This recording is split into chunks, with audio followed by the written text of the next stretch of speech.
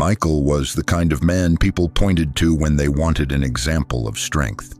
He was 42, married with 2 children, the steady provider who left home before sunrise and returned long after dark.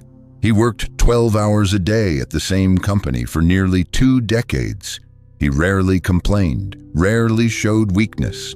To his colleagues, he was reliable. To his family, he was dependable. To the world, he was the pillar of strength that every man is told he must be. But one Monday morning, without warning, everything changed. The company restructured. Michael was called into a glass office, handed a paper, and told his position was no longer needed. In less than 10 minutes, 20 years of loyalty disappeared. He walked out carrying a cardboard box, the weight of it crushing his chest more than his arms. He told himself it was just a job, but in reality, it felt like his entire identity had been taken away. At first, he tried to keep the mask on. He told his wife he would bounce back quickly, that it was nothing. He told his children not to worry, but at night he poured whiskey into heavy glasses, staring into the liquid as if it could give him answers. The man who had seemed unshakable began to unravel. Arguments erupted at home. He punched walls. He drank until his words slurred and his hands shook. His wife no longer recognized the man she had married. His children avoided him, sensing the storm that never calmed. Michael had built his life on an image of strength. But the moment the role was stripped away, what remained was not power. It was emptiness. He looked in the mirror and saw a stranger. For decades, he had worn the mask of the provider, the stoic man, the dependable rock. Without that mask, he realized he did not know who he was. And this is where the darker truth appears. Because Michael is not unusual. Millions of men live exactly as he did. They put all of their energy into being what society told them they should be. Hard-working, dependable, always in control. But when life removes the role, when the mask is ripped away, they collapse. Not because they are weak, but because they never discovered where real strength actually comes from. This story forces us to ask a question most men are too afraid to face. If a single setback can shatter the identity you spent your life protecting, then was it ever true strength at all? What happens to men who never uncover their real power? The power that does not depend on a job title or on the approval of others, or on a mask that can be stripped away in a single meeting. What happens when that deeper strength is never found? And what if this is not just Michael's story, but a warning for every man who has confused wearing a mask with being strong?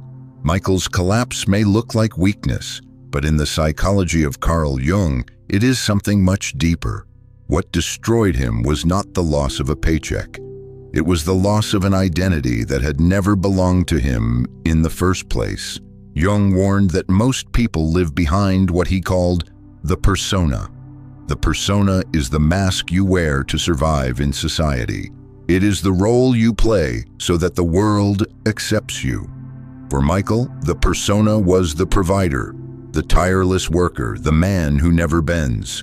The problem is not that he had a mask. We all need one. The problem is that he became the mask. When the mask was stripped away, nothing remained. This is the first truth. When you confuse your mask with your essence, you are building your life on sand. The moment the tide comes in, everything disappears. But the collapse of the persona is only the surface. Beneath it, something far more dangerous had been waiting. Jung called it the shadow. The shadow is the part of yourself you reject, the impulses you bury, the weaknesses you deny. For years, Michael had suppressed his anger, his fear of inadequacy, his need for rest. He buried them under long hours at the office, under the image of being unbreakable. But the unconscious does not forget. It waits. And when the persona cracked, the shadow rushed in. That is why his drinking spiraled. That is why his temper erupted. The shadow was no longer hidden. It was in control. Jung put it bluntly, until you make the unconscious conscious, It will direct your life, and you will call it fate. Michael thought his fate was bad luck. In reality, it was the shadow finally taking the wheel. There was something else as well. Jung observed that our lives are shaped by what he called complexes. These are emotional knots formed in childhood that continue to pull at us as adults. Michael carried a father complex. His father had been a distant man, impossible to please. So Michael spent his life trying to prove he was strong enough, disciplined enough, good enough. His devotion to work was never just about money. It was about proving to a ghost that he was worthy. That complex drove him for decades. And when the job vanished, the complex screamed louder than ever. The tragedy of complexes is that they are invisible to us. We think we are free, but we are following scripts written long before we could choose. Michael's collapse was not just about losing a job, it was the script playing itself out. And then there is the anima, the inner feminine. For Jung, every man carries a hidden feminine image in his psyche. It is the source of his emotional life, his creativity, his ability to love. But most men, fearing weakness, repress it. Michael was no exception. He dismissed feelings as weakness, dismissed tenderness as soft. The result was a marriage that grew cold, children who feared him rather than trusted him. When a man denies his anima, he does not escape it. He projects it. He idealizes women as angels or demonizes them as enemies. In both cases, he never meets the feminine within himself, and so he cannot truly relate to it in others. Michael's anima had been ignored for decades. When the mask fell, he had no inner guide, no emotional compass. He was left alone with his shadow and his complexes. The anima could have been the bridge to his deeper self. Without it, he drowned. Jung would say that Michael's problem was not that he was weak, but that he had mistaken imitation strength for real strength. He thought power came from a mask, from control, from silence. Real power, Jung argued, comes from the courage to face what is within, from integrating the shadow instead of denying it, from untangling the complexes that secretly steer your life, from meeting the anima and learning that emotions are not weakness, but the doorway to wholeness. Michael never learned this. Most men never do, and that is why, when the persona collapses, so many collapse with it. Michael's downfall is not an isolated tragedy. It is a pattern. It is the quiet fate that waits for every man who builds his life on a mask, who never dares to face the deeper work of discovering his real strength. Jung warned that the unconscious does not disappear just because you ignore it. It grows in the dark, and when the mask shatters, it erupts. The first consequence is personal. Inside, the man who never faces himself lives in constant tension. He feels anxious without knowing why. He works harder and harder, yet no achievement satisfies him. He drinks, he gambles, he escapes into distractions. Depression creeps in, not always as sadness, but as numbness, as a deadening of the spirit. He cannot rest, because rest would force him to hear the voice of the shadow calling from below. He keeps running, but the chase never ends. The result is exhaustion, burnout, sometimes even suicide. The tragedy is not that he is weak, but that his energy is consumed by fighting himself. The second consequence is relational. A man disconnected from his real strength cannot truly connect with others. He confuses dominance with intimacy. He hides his vulnerability and then wonders why no one ever really knows him. His marriage becomes a battlefield because he projects his shadow onto his wife. She becomes either the angel who must redeem him or the demon who is to blame for his pain. His children do not inherit wisdom from him. They inherit fear, distance, or silence, and so the cycle repeats. His sons learn to wear the same mask. His daughters learn to distrust men altogether. The unintegrated father breeds more fragmentation in the next generation. The third consequence is social, and this is where Jung's warning becomes terrifying. Men who never discover their real strength are easy prey for movements that promise them borrowed power. They become soldiers of ideologies, instruments of collective shadows. History is full of examples. Economic collapse, mass unemployment, and suddenly millions of men, stripped of their roles, rally behind destructive leaders who promise to restore their strength. But it is not real strength they receive. It is borrowed rage, borrowed certainty. And when collective shadows merge, societies burn. Jung saw this firsthand in the rise of totalitarian regimes in the 20th century. He understood that what begins as an individual's refusal to face his shadow can end as a nation possessed by it. A man like Michael, multiplied by millions, becomes an army of hollow men, men who follow without question because they have no inner compass. Hollow men do not create culture, they destroy it. And the consequences are not only historical. Look around today. Rising addiction, midlife crises, fathers who abandon families, men who seek strength in violence, in extremist groups, in endless consumption. These are not separate problems.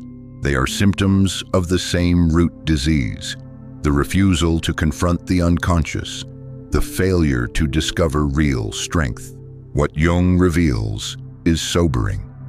If a man never begins this work, his fate is not neutral. He does not simply live a quiet life. He becomes a vessel for his shadow, and through him, the shadow spills into his family, his community, his society. He thinks he is avoiding danger by staying comfortable. In reality, he is feeding the very danger that will consume him. This is the dark truth. The man who never discovers his real strength is not just lost. He is dangerous, not because he intends harm, but because what is unconscious in him will find a way out. And the cost will not only be his own life, it will be borne by everyone who depends on him, everyone who loves him, and ultimately by the society that allowed him to stay asleep. If the collapse of the mask is the beginning, then what follows is the possibility of rebirth. Jung called this lifelong journey individuation, the process of becoming who you really are. It is not an easy path. It is not glamorous. It often begins in the darkest place imaginable, but it is the only path to real strength. Jung often described this transformation through the language of alchemy, the ancient practice of turning base metals into gold. For him, the gold was not literal. It was the self, the unified and integrated man. And the stages of alchemy describe the stages of inner change. The first stage is nigredo, the blackening. This is the stage Michael unknowingly entered when he lost his job. Everything familiar breaks down. The old identity dies. The man feels despair, confusion, chaos. It feels like death because, in a sense, it is. It is the death of the persona. Most men resist this stage. They try to rebuild the old mask, find another job, another title, another distraction. But Jung saw nigredo as necessary. Without the death of the false identity, the true self can never emerge. Real strength begins here, in the ashes of collapse. The second stage is albedo, the whitening. After the breakdown comes the slow work of purification. This is where a man begins to see his shadow instead of denying it. He names his anger, his envy, his fear. He admits them, not to indulge them, but to bring them into the light. He also begins to encounter the anima, often through dreams. Jung believed dreams speak in the language of symbols. A man might dream of a mysterious woman, sometimes a guide, sometimes a destroyer. She represents the anima, the hidden feminine within him. Meeting her is unsettling, but it is also the beginning of a new relationship with his emotions. He starts to see that feeling is not weakness, that tenderness is not fragility, that vulnerability is not defeat. The albedo stage is cleansing because it washes away denial and replaces it with awareness. The third stage is rubedo, the reddening. Here, the opposites are united. The ego, the conscious self, no longer fights the unconscious. Instead, it learns to listen, to integrate, to cooperate with the self, which is larger than ego. This is where real strength appears. It is no longer dependent on job titles, social approval, or the fragile persona. It is rooted in an inner authority. A man at this stage does not need to prove himself constantly. He does not fear the collapse of external roles because he has discovered a strength that no one can take away. He becomes whole, and in that wholeness, he becomes powerful. Jung emphasized that this transformation is not a linear path. Negredo, albedo, and rubedo repeat in cycles throughout life. Each crisis can become another chance to deepen integration. But the map is clear: collapse is not the end. It is the doorway. For Michael, this would mean facing his shadow instead of drowning in whiskey. It would mean admitting the rage and fear he buried for decades, then learning to own them without being controlled by them. It would mean encountering his anima, perhaps in dreams, and allowing her to teach him that love and tenderness are not the enemy. And ultimately, it would mean discovering that his worth was never in his role as provider, but in his capacity to live as a whole human being. This is the journey most men avoid because it is painful. It feels like death. But Jung's insight is clear. The man who refuses this path lives half a life. He survives on masks. The man who accepts the path may suffer, but he emerges with a strength unshakable by circumstance. The alchemists believed that turning lead into gold was a miracle. Jung believed the real miracle is turning the broken pieces of a human life into something whole. Real strength is not the mask of the provider, not the silence of the stoic, not the dominance of the unfeeling. Real strength is the courage to descend into the darkness, face what waits there, and come back carrying the light. Jung never promised that individuation was simple. He called it a lifelong task, one that demands courage and honesty. But while the journey is vast, it begins with small, concrete steps. For men like Michael, and for millions of men who sense the same emptiness, there are practices that open the door to real strength. These practices are not abstract theories. They are ways of confronting the unconscious and integrating what has been hidden. The first practice is shadow work. The shadow is everything you deny about yourself, everything you push down. Jung insisted that until you confront it, it controls you. One practical way to begin is deceptively simple.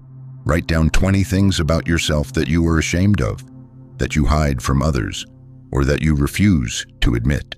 Choose just one of them and sit with it. Ask yourself how it shows up in your life, how it sabotages you, how it demands to be seen. Do not excuse it. Do not rationalize it. Simply recognize it as part of you. By naming one element of the shadow, you begin to weaken its hold. You turn what was unconscious into something conscious, and that act alone shifts power from the shadow to you. The second practice is keeping a dream journal. Jung believed dreams are the direct voice of the unconscious. They speak in images and symbols, not in rational explanations. Each morning, write down whatever fragments of your dreams you remember. Look for patterns, for recurring figures or themes. Do not rush to interpret them in a literal way. Instead, amplify them. Compare them to myths, to stories, to symbols from culture. A dream about drowning might not mean death, but transformation. A dream of a mysterious woman might be the anima seeking attention. When you record your dreams, you start a dialogue with the unconscious. It is like learning a forgotten language, and in time, that language begins to guide you. The third practice is active imagination. Jung developed this as a way to consciously engage with the unconscious. Set aside 10 minutes. Close your eyes. Allow an image or a figure to arise in your mind. It might be a shadowy stranger, a child, an animal, even a terrifying figure. Instead of pushing it away, speak to it. Ask it what it wants. Ask why it has come. Then write down the dialogue. It may sound strange. even childish. But Jung used this method himself, and through it, he confronted the deepest parts of his psyche. Active imagination allows you to meet the forces within you not as enemies, but as voices that carry messages you need to hear. The fourth practice is seeking mentorship and brotherhood. Jung emphasized that individuation is deeply personal, but it is not meant to be entirely solitary. A man lost in his own shadow easily drowns. A mentor, especially an older man who has walked the path, can serve as a guide through the chaos. A group of men committed to honesty and growth can serve as mirrors, showing you truths you cannot see alone. Brotherhood does not replace the inner work, but it strengthens your capacity to face it. Men have always needed tribes, not just to survive in the world, but to survive within themselves. The fifth practice is creative reinvestment. Jung himself painted, carved, built stone towers. He believed that when psychic energy is not expressed, it becomes destructive. By channeling it into creation, you give form to the unconscious. For some men, this may be writing. For others, painting, music, martial arts, building something with their hands. The point is not perfection. The point is expression. Creation allows you to meet parts of yourself you cannot reach through logic alone. These practices do not give instant results. They demand consistency and patience, but they transform the relationship you have with yourself. Instead of being ruled by the unconscious, you begin to cooperate with it. Instead of collapsing when the persona falls, you discover an inner strength that cannot be taken from you. Michael never made these steps, but you can. The challenge is not whether you will face the darkness. Life guarantees that sooner or later you will. The challenge is whether you face it consciously or let it swallow you unconsciously. Real strength is not about avoiding the darkness. It is about entering it willingly, tools in hand, and returning with something of value. Michael's story began with the collapse of a job. But in truth, it was never about the job. It was about a man who had mistaken the mask for the man himself. When the mask was taken away, there was nothing left to hold him. That emptiness is what destroyed him. And yet, in Jung's language, that collapse could have been the beginning of his transformation. The nigredo, the death of the false so that something real could emerge. Most men never take that step. They rebuild the mask. They find another role, another distraction, another way to silence the voice within. They think they have escaped, but in time, the shadow returns, and the cycle repeats. It does not have to end that way. You do not have to live and die as a hollow man.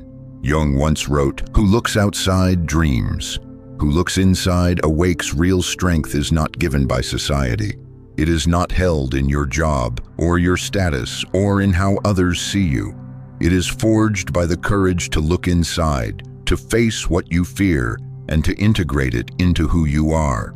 Michael never chose that path, but you can. And the first step is small. Tonight, write down just one part of yourself that you hide from others. One weakness, one flaw, one shadow. Look at it without judgment. That simple act can begin a dialogue with the unconscious that has been waiting your entire life. Because the real question is not what happens when a man loses his job, or his title, or his mask. The real question is what happens when a man never discovers his real strength. And the answer is written all around us, in broken lives, in broken families, in societies unraveling under the weight of hollow men. Do not be one of them. Begin the work. Face the darkness. And you may find, as Jung promised, that the place where you stumble is the place where your real strength waits to be born.